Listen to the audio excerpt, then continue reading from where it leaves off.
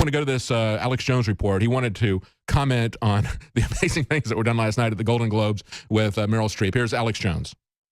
An actor's only job is to enter the lives of people who are different from us and let you feel what that feels like. And there were many, many, many powerful performances this year that did exactly that. Breathtaking, compassionate work. But there was one performance this year that stunned me. It sank its hooks in my heart. Not because it was good.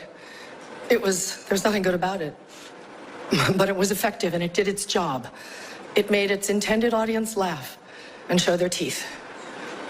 It was that moment when the person asking to sit in the most respected seat in our country imitated a disabled reporter, someone he outranked in privilege, power, and the capacity to fight back. It kind of broke my heart when I saw it, and I still can't get it out of my head because it wasn't in a movie. It was real life. And this instinct to humiliate, when it's modeled by someone in the public platform, by someone powerful, it filters down into everybody's life because it kind of gives permission for other people to do the same thing. Disrespect invites disrespect. Violence incites violence. When the powerful use their position to bully others, we all lose. Okay, go up with that thing. Okay, this brings me to the press. We need the principled press to hold power to account, to call them on the carpet for every outrage. A lot of people say, hey, ignore Hollywood, they're nobodies, they've lost almost all credibility. And I tend to agree with them. But it's also important to point out what hypocritical, fraudulent liars they are and how truly dangerous and despicable they are. Because even though they've lost much of their former power, they could still, like a cancer, if not completely cut out, completely burned away politically, completely ignored, completely thrown on the ash heap of history, that cancer could always grow back and then metastasize again. Take Meryl Streep, a total, absolute nobody her entire career, a darling of the inside ultra-left, good old boy, good old girls club, who is one of the worst actors I've ever seen in my life. She is a complete joke as an actress. Since I was a kid, I couldn't stand seeing her on TV and films. I always changed the channel. And then here comes this fraud, perched up there on one of these stupid award shows where these peacocks give each other awards, saying that Donald Trump is persecuting journalists and all teary-eyed, and we have to come together to battle against this great authoritarian threat. Think about it. Even top liberal professors, law professors like Turley, have come out and pointed out that Obama was 3 times worse than Bush. This was just 2 years into his first administration. Was worse than Bush when it came to the press and when it came to going after whistleblowers and persecuting independent journalists. Now, it got much worse after that, and Turley just said he was the worst in history, worse than all presidents before him combined. Prosecuting, jailing journalists, jailing whistleblowers that expose legitimate corruption, attempting to intimidate and annihilate the press. And then you have Cass Sunstein at the White House, who for Harvard and for Chicago Business School wrote 2 different papers in the 3 years before he got into office in 2008. His regulations are, the guy that comes up with the laws that the president pushes. Cass Sunstein said, let's tax conspiracy theories. Let's tax news we don't agree with. And he says, as an example, some people say you need sun. Let's find people and have the IRS go after them if they say that moderate sunlight's good for you. And he chose something that's not debatable, unless you're an albino, then no sun is good. He chose something that was not debatable to set the precedent there, God. Like, don't say father or mother when you're in public school. Someone might not have a father or mother. Sounds outrageous. It's meant to be outrageous. They're moving the Overton window to break our will. So I'm sitting there watching this clip this morning. It's on Infowars.com. And there's 3 different articles on the site. Maybe I missed it, but nobody pointed out that everything she says is the inverse. Sure, they pointed out she's a fraud, she's a joke, and, you know, Hollywood's a bunch of scum. But the bigger issue here is that she's saying that Trump has persecuted the press, and then she goes on to say he wants to keep foreigners out of the country. That would kick his wife out. One of the articles does point that out. Steve Watson's. That would kick his wife out of the country. No, he's all for people coming here who aren't felons.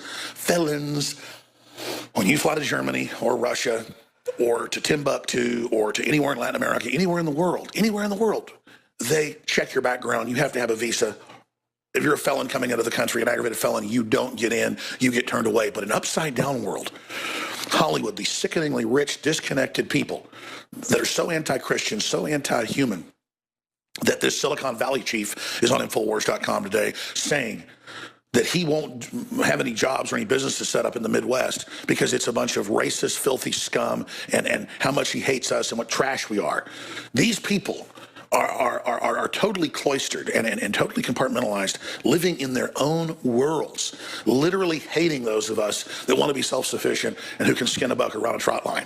And they literally think, those of us that live in Texas, when Californians and people come here, they go, I thought you ride horses to work. No, folks, NASA is based here, okay? You people, I'm not bashing Californians in general or New Yorkers. We all know who we're talking about, okay?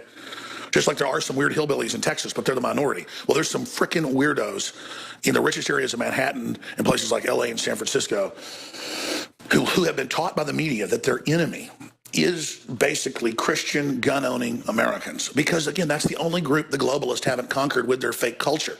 And all over the country, all over the world, I am seeing in the streets and on the ground and in everyday life, but also in the culture wars, in the media, that the sexiest, hottest thing out there for liberals is to actually go out and start shooting guns, go out and get a four-wheel truck, go out and start camping, go out and plant their own, farm. It's not even conservative that they're discovering. They're just discovering being human again and being somewhat self-sufficient. And women in droves, the hottest trends for the last decade are they're running from metrosexuals and what the globalists tried to force feed and going back towards real men. So Donald Trump is riding a huge wave of awakening all over the world, not just of nationalism, not just of populism, but of real men. And Donald Trump understands this. Donald Trump understands there's an assault on men, that there's an attempt to extinct men in this country. Donald Trump understands that it's key for people to see an example that stands up against Hollywood and calls their bluff and calls their propaganda and then shows how pathetic they are when someone actually calls their bluff. And that's what Trump is doing. Now, I'm not going to sit here and tell you that Trump told me that. The media would have too much fun with it, and I'm not going to give them anything. But let me just guarantee you this, ladies and gentlemen. Trump's got 10 times the knowledge he's even showing right now, and he is absolutely trumping them in a royal flush of ace of spades. It is so beautiful to see this happening and to see them panicking. You notice, I'm going to cover this more in the next hour with David. You notice, ladies and gentlemen, that they're now saying the Republicans have the votes to repeal Obamacare. It was impossible, but the bluff got called. You now notice, oh, he's got the votes to build the wall, and he does have a small tariff plan on money transfers that even 10% fees on money transferred out above a certain amount will pay for the wall in less than a year. Oh my gosh. Of course, he's starting the wall with our own bill, guaranteeing we'll pay for it if we can't raise the funds. So they're saying he's a liar. Hey folks, who cares whether the Mexicans pay for it or we do? We're paying for it with the hundreds of billions of dollars of crime and disease and paying for all the babies and the rest of it. And that's who Trump's saying we're not going to just let in from China or Mexico or Eastern Europe or anywhere else, but that's where the main numbers are pouring in from because we're known as chumps now. CNN even admits that rich Chinese are the #1 group coming here now. Rich Chinese, why not? Their kid becomes a citizen, they get $20-something thousand of free health care paid for, their kid goes on welfare immediately, they work the system, and they laugh at us, ladies and gentlemen. And the left doesn't enforce on them. Let me tell you who the left enforces on the welfare rules. Poor whites and poor blacks. If you look at the social engineering in this country, poor blacks and poor whites and poor Native Americans get the exact same targeting by the globalist in this nation. But if you're from outside, they leave you alone, whether you're a white, Eastern European, or an African, or Mexican, or whatever, because they want to get you here and get colonies set up that are fully dependent on the government under their control. They're going to cut off the free goodies down the road, but right now they're getting everybody trapped. The New World Order hates everybody. And these neurotic, disconnected, America-hating, God-hating control freaks in Hollywood are on a control freak jihad to bring in literal jihadis to destroy our culture, to do everything they can to get off on the exercise of raw power over us. It's in the WikiLeaks. This is their culture. This is their religion. They hate us. They are the racist. And by racist, they're a bunch of leftist cultural weirdos who all they have is their twisted, freakish ideology, and they hate the fact that we don't go to psychiatrists and psychologists all day. They hate the fact we're straight and strong and good-looking and successful and have a good attitude and are moving forward, and men are men and women are women, and we're strong because a strong culture can't be conquered. And again, it's in all the social engineering manuals. It's in all the documents and it's in all the statements, but you can see it every day being carried out. So no matter what color you are, where you came from, if you want Americana, if you want freedom, if you want private property, if you want justice, if you want aggressive male energy in the world to build, not to destroy, then you are the antidote to the New World Order. And if you're a strong woman who want to empower your man and your family and yourself and understand that we're all symbiotically tied together and the rising tides raise all ships, not from government, but from individual action, then you're on the team as well. It's a big tent. It's called humanity. It's basically unstoppable when we get on our knees and ask God to lead, guide, and direct us. Back to David Knight in Austin, Texas. I'll be popping in as well in the next hour. If you're listening or watching this transmission, I'm here to tell you, you are the resistance. InfoWars has more than 15 YouTube channels and about 3 million subscribers. Our main channel has 1.854 or 1,854,000 plus subscribers. Now, they've been gaming the system for a long time to shut down nationalistic or patriotic media, saying we're right-wingers, saying we're extremists. Well, it doesn't matter who we are. We have a right to free speech, don't we? As long as we don't violate the rules. Well, now Zuckerberg has come out and said he's going to restrict conservative news like communist China does, calling it fake news. And Google, that owns YouTube, has announced, and they've done it now 2 weeks ago, that they're going to basically make you click the bell in your notifications. We're going to show you how to do that, or you won't get all the channels that you've subscribed to, and you won't get the videos. Now, why are they doing this? It's more than just censoring. They want you to see the videos that they feed you below and beside the videos you're looking at that are corporately sponsored so they make more money. They're taking the you out of YouTube. So we're in this information war, and it's more important than ever that you promote the videos, that you like the videos, and that you send them on to others. Because the answer to the attempt to shut us down and restrict free speech that's openly now happening is for us to redouble our efforts. We're winning the culture war as true classical liberals that made this country great. We're restoring the Renaissance. So again, if you want to get our videos, so you can make your decision whether you want to see them or not. After all, that's why you subscribed. YouTube's had this since they started 12 years ago or whatever it was. And they're fundamentally changing it so you don't get it.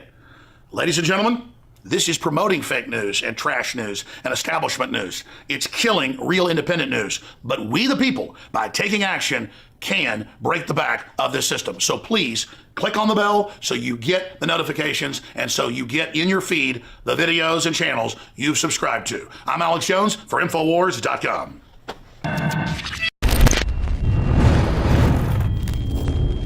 To go to this Alex Jones report, he wanted to comment on the amazing things that were done last night at the Golden Globes with Meryl Streep. Here's Alex Jones. An actor's only job is to enter the lives of people who are different from us and let you feel what that feels like. And there were many, many, many powerful performances this year that did exactly that. Breathtaking, compassionate work. But there was one performance this year that stunned me. It sank its hooks in my heart. Not because it was good. There's nothing good about it. But it was effective and it did its job. It made its intended audience laugh and show their teeth. It was that moment when the person asking to sit in the most respected seat in our country imitated a disabled reporter, someone he outranked in privilege, power, and the capacity to fight back. It kind of broke my heart when I saw it, and I still can't get it out of my head because it wasn't in a movie. It was real life. And this instinct to humiliate, when it's modeled by someone in the public platform, by someone powerful, it filters down into everybody's life because it kind of gives permission for other people to do the same thing. Disrespect invites disrespect. Violence incites violence. When the powerful use their position to bully others, we all lose. Okay, go up with that thing. Okay, this brings me to the press. We need the principled press to hold power to account, to call them on the carpet for every outrage. A lot of people say, hey, ignore Hollywood.